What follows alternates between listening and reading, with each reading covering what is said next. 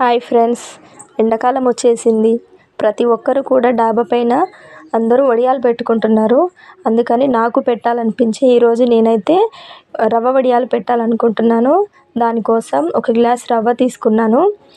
ఈ 1 గ్లాస్ రవ్వకి 9 గ్లాసుల వాటర్ అవసరము. నేనైతే 1 గ్లాస్ రవ్వని మిక్సీ గిన్నెలో వేసుకొని 1 గ్లాస్ వాటర్ వేసుకొని మెత్తగా పేస్ట్ లాగా చేసుకున్నాను. దీంట్లో మనము కొంచెం వాము, జీలకర్ర, కొంచెం కారం కూడా వేసుకుంటే బాగుంటుంది.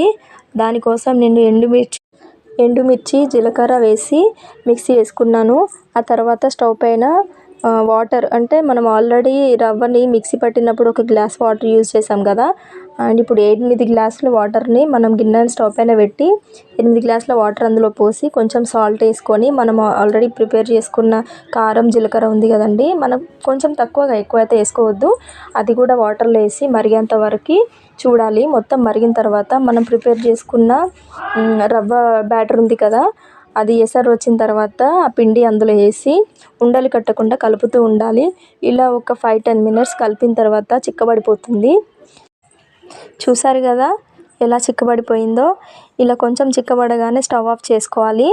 మీరు కాటన్ క్లాత్ పైన కనుక పెట్టుకోవాలనుకుంటే వేడిగా ఉన్నప్పుడే పెట్టుకోవచ్చు. లేదు ఒక కవర్ పైన పెట్టాలనుకుంటే మాత్రం మొత్తం చల్లబడిన తర్వాత పెట్టుకోవచ్చు. ఎండలో వెళ్ళి ఎవరు పెడతారు అనుకునే వాళ్ళు మాత్రం ఇంట్లోనే ఫ్యాన్ వేసి ఫ్యాన్ కింద చల్లగైన తర్వాత కవర్ పైన పెట్టి ఫ్యాన్ వేసేయండి. తొందరగా డ్రై అయిపోతాయి. చూడండి, నేనైతే ఫ్యాన్ కిందనే పెట్టిన, ఎంత బాగా వచ్చాయో. ఇవి రవ్వ వడియాలు మా పిల్లలైతే బాగా ఇష్టంగా తిన్నారు. మీరు కూడా ట్రై చేసి ఎలా వచ్చాయో చెప్పండి. ఓకేనా? వీటికైతే ఎక్కువ రిస్క్ తీసుకోవాల్సిన అవసరం లేదండి. ఎంచక్కా నీడలో కానీ ఎండలో కానీ ఎలాగైనా పెట్టుకోవచ్చు. మీరు కూడా తప్పకుండా ట్రై చేయండి.